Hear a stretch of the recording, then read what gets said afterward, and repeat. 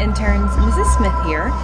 This video should help you learn more about what to say and do during your internship, who to give a thank you letter to, etc. Enjoy! Hi, I'm Stephanie Welch, and I'm a Health Science Studies major from Waco, Texas, and I had the privilege of getting to intern at Steadman Hawkins Clinic in Denver, Colorado through my Health Science Studies internship. Okay, so seeing my professor only 2 times, I saw them right before to get information about just the structure of the internship and the requirements, and then I saw them after as well for my presentation.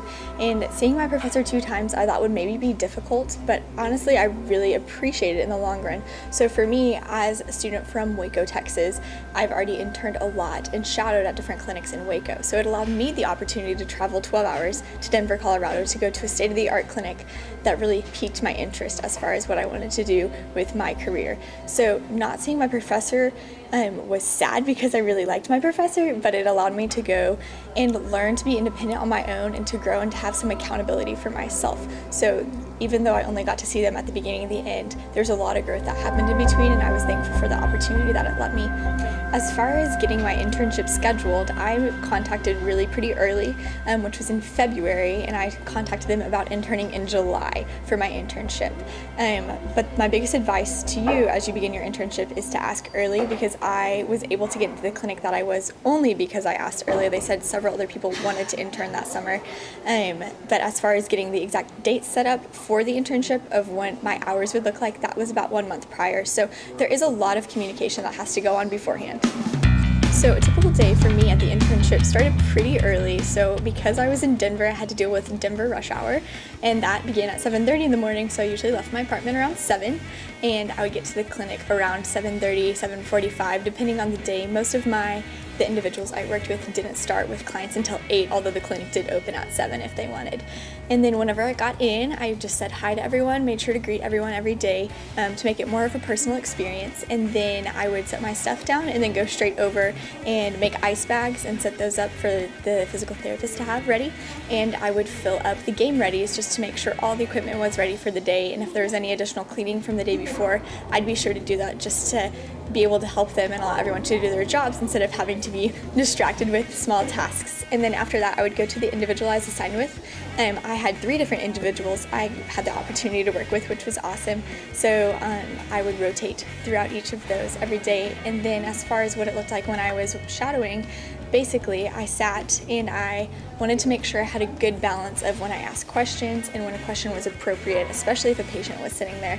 I was allowed to engage with the patients and to talk with them, but I was not allowed to perform any exercises. So a lot of it was conversational, and then I asked a lot of questions because this is a time where you really can learn. So I wanted to ask the physical therapist questions while the patient was there, if it was a question applicable to the patient, and if there was something that I felt was maybe more sensitive, I had to wait until after to ask.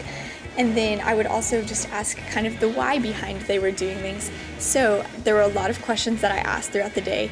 And then on top of that, I also would help set up exercises, and I was allowed to put on ice bags. So really, I just asked what I could do and if I could be helpful in any way, and they were very thankful for that.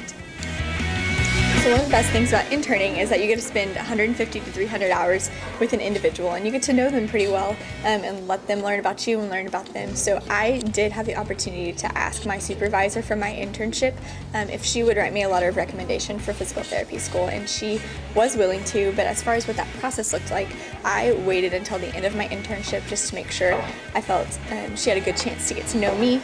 And then I asked her face to face at the end. I just said, would you be comfortable writing a letter of recommendation for me, and if so, am I okay to follow up with an email with you? And so she said she was comfortable, and then I did follow up with an email including my resume and maybe some other information that would be helpful for her to write a letter of recommendation. And so that process was great and very willing to work with me on that, so I was thankful. As far as giving out thank you letters, I wanted to make sure I gave them to everyone who I worked with, and then maybe a couple additional people who seemed to take an interest in me or just really asked me some questions about my life. So I gave out thank you letters to everyone face to face on the last day. So the most challenging part of the internship, I think, was really just finding a balance. So there were a lot of things that you'll probably be thinking through and dealing with while you're at your internship. One is just balancing when it's appropriate to interrupt or ask questions versus when it's better to just be someone who's listening and observing. Another thing that was difficult for me was that I was living in a completely different city, so I had to balance working 40 hours a week and then getting to explore a new city, wanting to hike on the weekends, and study for the GRE. So lots of things to balance as far as that went. But I think it's the time that I grew the most and really allowed me to gain some independence. So it might be difficult at first, but highly encourage you to just press in and seek more.